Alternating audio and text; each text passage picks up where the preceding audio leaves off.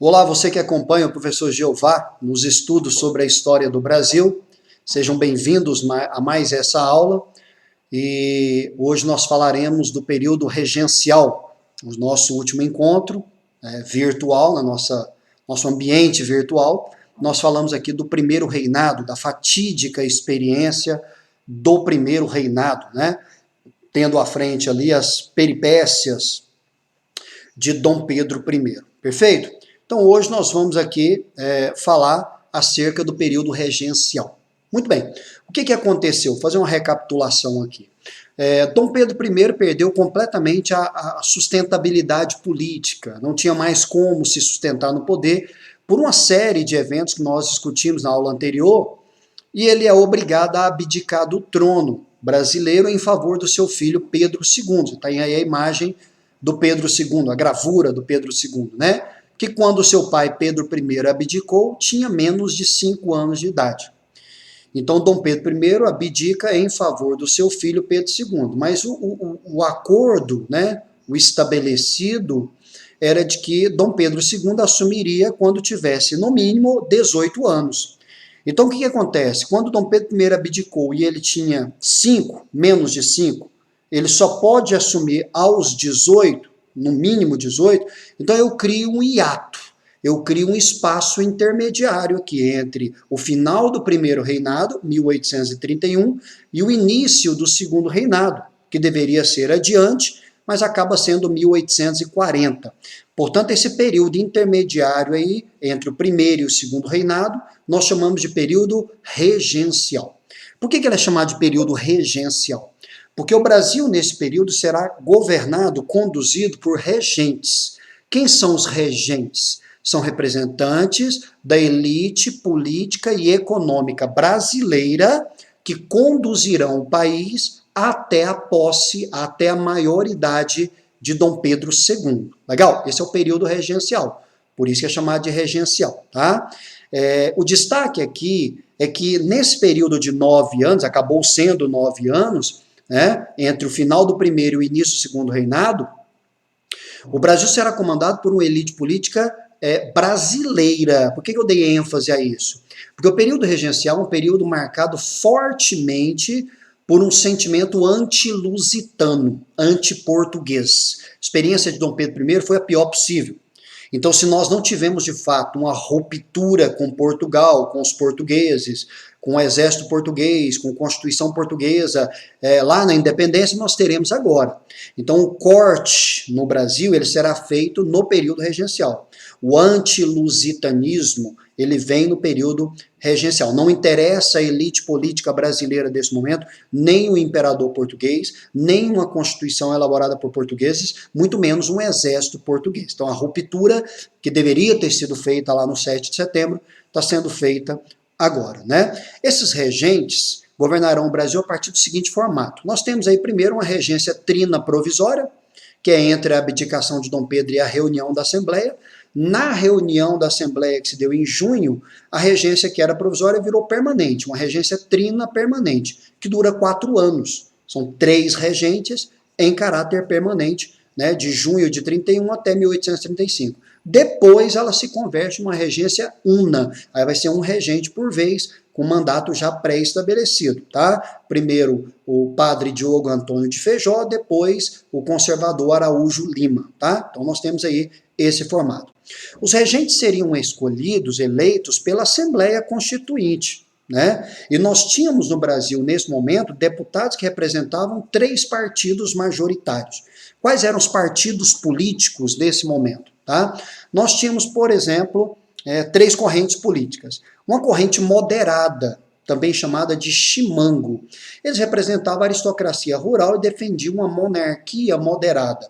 Eles são pró, por exemplo, Dom Pedro II. Tá? Uma monarquia governada por um imperador brasileiro, de caráter mais moderado. Esses seriam os chimangos, ou moderados. Você tem os restauradores ou caramurus. Esses são portugueses, né? Compostos principalmente por comerciantes portugueses e por uma burocracia estatal. O que eles pregam? O retorno de Dom Pedro I. Então, se você acha que Dom Pedro I não agradou ninguém, estão aí os caramurus ou restauradores, o nome já diz, que pregava o retorno de Dom Pedro. E os exaltados ou farroupilhas, que representavam as camadas médias urbanas. Eles queriam uma maior autonomia das províncias, tinham um caráter mais radical, né, porque pedia o fim da monarquia, a proclamação de uma república e tal. Tá? Então, você tem os moderados e os exaltados. Isso pode ser chamado também de liberais moderados e liberais exaltados, já que os conservadores, né, tinham a ideia de preservação da monarquia. Na verdade, os conservadores e os liberais moderados tinham a ideia de preservação da monarquia. Os liberais exaltados que tinha essa ideia republicana. Então, para não ficar confuso, você tinha liberais e conservadores. Esses são os dois partidos. Dentro dos liberais, você tinha dois grupos. Os liberais moderados, que são iguaizinhos os conservadores, e os liberais exaltados, que representavam a minoria dentro do partido e que tinha um caráter mais republicano. Gente, o projeto de governo de liberais e de conservadores no Brasil durante o período regencial é praticamente o mesmo, exceto, claro, excetuando os liberais exaltados. Mas é praticamente o mesmo. Tá? Os dois partidos são partidos que representam a mesma elite agrária, os mesmos projetos econômicos, a preservação do latifúndio, a manutenção da escravidão. Né? Então não há diferença substancial entre liberais e conservadores. Por isso que durante esse período, sobretudo no segundo reinado, você vai ter o ditado, né, que nos ajuda a entender isso, quando era dito que não havia nada mais liberal do que um conservador no poder. Ora, quando você diz que não há nada mais liberal do que um conservador no poder, é porque tanto faz como tanto fez, é 6 por meia dúzia, né? Representava o mesmo grupo e os mesmos interesses. Claro, salvaguardando aí nesse argumento os restauradores, que são portugueses, e os exaltados, que tinham um viés republicano. Tá? Muito bem. Foi um período muito agitado, um período curto, 9 anos apenas, mas um dos períodos mais conturbados da história do Brasil. Por quê? Porque nós temos a ausência de uma liderança inequívoca, a ausência de um governante que seja aceito no território brasileiro como um todo. Porque o que eu quero dizer com isso é que na incapacidade de Dom Pedro II assumir, e no governo dos regentes, nem todas as regiões do país reconhecem esses regentes como legítimos representantes. Né? Então, muitas rebeliões, muitos movimentos, somado à crise econômica e social, nós teremos o período dos chamados movimentos separatistas. Teremos aí uma série de movimentos separatistas que nós abordaremos na aula de hoje aqui, tá? Na regência una, nós temos dois regentes. Primeiro, o padre Diogo Antônio de Feijó. Tá? O Feijó, que é um liberal, vai tomar algumas medidas a partir de 1834. A primeira delas, que foi criada ainda quando a regência era provisória, foi a criação da Guarda Nacional. Tá? Por que a necessidade da Guarda Nacional? Porque, como eu disse no início dessa aula, esse é um período de forte sentimento anti-lusitano. Não interessa mais exército português. Nós precisamos de uma força militar nacional, que acaba funcionando como uma milícia armada, né, nas mãos da elite agrária. Essa elite agrária, que já é dona da terra, já é dono do poder, já é dono da economia, passa a ter força militar com a Guarda Nacional. A Guarda Nacional é uma força militar voltada para questões internas. Para a questão de fronteiras e externas, será criado posteriormente o Exército Brasileiro, que não existe ainda, só a Guarda Nacional. Então passa a ser uma força a mais que essa elite agrária tem, além do poder econômico e político, ela passa a ter um poder militar. Por isso que daí para frente, esse indivíduo, membro da elite que detém, esse oligarca que detém o poder político e econômico, que passa a ter poder militar, passa a ser chamado de coronel. Daí a origem do termo coronelismo, né? São essas famílias tradicionais locais que vão deter, além do poder político e econômico, poder militar. Tá? Então o comando da Guarda Nacional era entregue ao coronel, que é uma patente vendida aos grandes proprietários de terra, daí surgem os coronéis, os fazendeiros que mandavam nas regiões. Esse é um período de muitas rebeliões, nós vamos falar sobre ela, e essas rebeliões, muitas queriam poder governar de acordo com a sua vontade. É uma característica do período regencial, essa coisa da autonomia da província. Foi até uma mudança que foi feita na Constituição, que é o chamado ato adicional, eu nem coloquei ela aqui, o ato adicional de 1834. Em 1834 foi feita uma emenda na Constituição de 24, chama ato adicional. Esse ato adicional estabeleceu algumas coisas. Por exemplo, estabeleceu que a posse de Dom Pedro II seria com no mínimo 18 anos. Segundo, estabeleceu ou garantiu a autonomia das províncias. Cada província passa a ter poder sobre suas próprias decisões. Ah, não era assim? Não. Não. Na época do Império, tanto no primeiro quanto no segundo reinado, esse poder vem de cima para baixo. É o imperador que, por exemplo, indica um presidente de província, que hoje você conhece como governador de estado.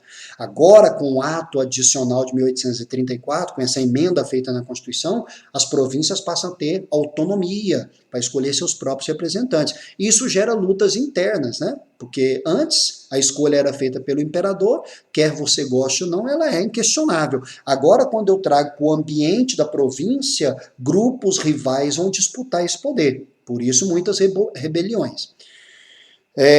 Que mais? Algumas províncias queriam até se separar do império, os movimentos separatistas e tal. Perfeito? Muito bem. Então, período regencial, período intermediário entre o primeiro e o segundo reinado, será governado por regentes, primeiro numa regência trina provisória que vira trina permanente, para depois virar una permanente.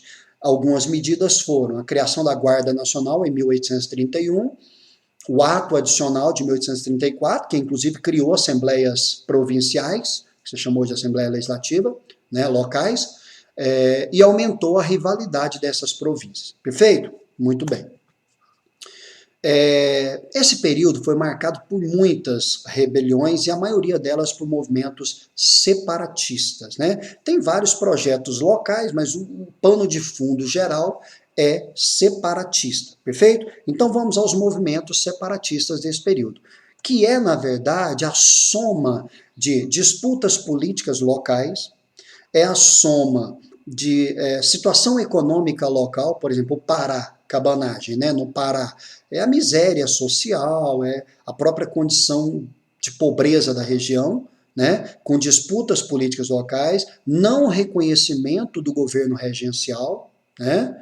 Então tudo isso movimentou no Pará o mais sangrento conflito da história do Brasil. Professor, qual foi a guerra civil mais sangrenta da história do Brasil? Foi a cabanagem no Pará, entre 1835 e 1840. Ela também é conhecida como Revolta dos Cabanos, lá no Pará.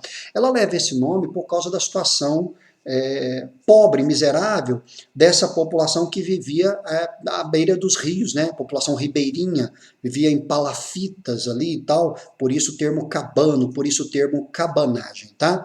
Aconteceu no Pará, onde a população vivia em um estado de penúria, em condições de absoluta miséria, até porque as atividades econômicas da região foram todas sucateadas durante o primeiro reinado. Alguns projetos que existiam, como por exemplo a Companhia Geral de Comércio do Grão-Pará, deixaram de existir desde a época de Dom Pedro I, então isso agravou o quadro socioeconômico da região. É um movimento popular, a cabanagem é um movimento, né, de características populares, porque tem uma maciça participação de negros, de índios, de mestiços, que trabalhavam na exploração das chamadas drogas do sertão. Viviam à beira dos rios, portanto, população ribeirinha, e em 1835, insatisfeito com a situação econômica, com o não reconhecimento do governo regencial, com o abandono, com a miséria, esses cabanos tomaram o poder em Belém e nomearam a República, República do Grão-Pará. Veja, é um movimento separatista, tá? Sob a liderança de Eduardo Angelim, tá? Então, a República do Grão-Pará, beleza? Movimento separatista. Esse separatismo do Pará, turma, ele é um separatismo que eu costumo chamar de separatismo provisório. Ele não é uma ideia separatista assim contundente, permanente, definitiva, quanto, por exemplo, nós teremos na Farroupilha, no Rio Grande do Sul. Por que não? Porque no Pará, eles verão legitimidade em Dom Pedro II. Assim que Dom Pedro II assumiu, o movimento se fragiliza. Veja que a posse de Dom Pedro II é 1840 e o movimento acaba em 1840. Não acabou por isso, não. Acabou porque foi violentamente reprimido. Mas ele tem essa característica, tá? Em 1840, a data está errada aí, agora que eu vi, Tá? Modifica. E em 1840, depois de muita luta, traições, idas e vindas, o movimento foi massacrado. Estima-se que 40% da população do Pará morreu nesse movimento. Tá? É uma violenta repressão, já que o movimento é popular, inclusive com requintes de crueldade, mutilações, degolas, coisas assim. Estima-se aproximadamente 40 mil mortos na cabanagem no Pará. Perfeito? Tranquilo? Segundo movimento que eu abro para você, na ordem, eu vou numa ordem aqui, claro? Que é o movimento...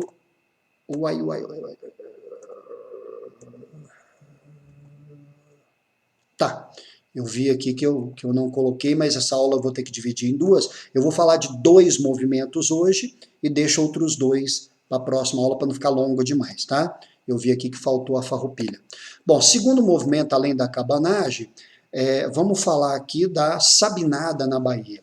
Esse foi o mais breve dos movimentos. Tá? Se no Pará foi o mais sangrento dos movimentos, a Sabinada foi o mais breve dos movimentos. Tá? Movimento que ocorreu na cidade de Salvador. A gente colocou aqui na Bahia, mas ele é soteropolitano, ele ocorre em Salvador. Tá? É um movimento da classe média urbana de Salvador, tá? Enquanto no Pará o movimento é popular. Enquanto na Farroupilha o movimento é elitista, na Sabinada é um movimento urbano, de classe média urbana. Tá? Liderado por um médico chamado Dr. Francisco Sabino, daí o nome Sabinada. Durou apenas aí alguns meses esse movimento, que se concentrou em Salvador, na cidade de Salvador, né? Esse é um movimento, galera, contrário a uma série de coisas. Primeiro, a transferência da capital, que era em Salvador, foi para o Rio de Janeiro. Já tem um tempo que essa capital desceu, mais de 60 anos em relação a esse movimento, mas os impactos se fazem sentir, né? O alto custo de vida, né, a questão urbana da sociedade, por causa da alta carga tributária que os governos regenciais impunham à região, né? Que mais? O recrutamento forçado. Esse movimento está acontecendo no momento que está acontecendo outros movimentos, como a cabanagem e a farroupilha. Então era muito comum ao governo regencial promover recrutamentos para lutar no Pará contra os cabanos e para lutar no Rio Grande do Sul contra os farrapos, né? E aí na Bahia a galera não aceita esse recrutamento. Primeiro, por entender que essa guerra não é deles. Segundo, porque vai levar nossos filhos, nossos jovens, para representar e lutar por um governo que nós nem reconhecemos. Então, esses elementos levaram o movimento, a eclosão do movimento chamado de Sabinada. Em seu jornal, Francisco Sabino criticava o governo dos regentes e o presidente da província da Bahia, que tinha sido nomeado, indicado pelos regentes, que eles não reconheciam. Convocou o povo a separar a Bahia do Brasil e organizar uma república temporária, tá vendo? É mais um movimento que tem um caráter temporário. O que quer dizer isso? Esse movimento não reconhece o governo regencial, mas reconhece a legitimidade de Dom Pedro II. O movimento durou alguns meses e foi violentamente reprimido pelo governo regencial. Estima-se aí a morte de mais ou menos 4.000 pessoas morreram, 1.800 pessoas morreram nesse movimento conhecido como Sabinada, tá? Um movimento urbano da cidade de Salvador. Aliás, esse é um dos problemas do movimento, ele não contará com o apoio da grande elite baiense, não é um movimento da Bahia como um todo, é da cidade de Salvador. Então o governo usou de violência, controlou a rebelião, que ficou restrita à participação da camada média de Salvador. Beleza? Então, para não ficar muito cansativo, nosso vídeo já bateu aí 19 minutos, nós vamos ficar aqui com a estrutura política do governo regencial e com os 2 movimentos, aí, a cabanagem e a sabinada. Perfeito? No nosso próximo encontro, eu continuo, né, daqui para frente, para trabalhar os outros 2, 3 movimentos e dar seguimento ao segundo reinado. Tá legal? Um abraço para vocês, até o nosso próximo encontro aí. Tchau.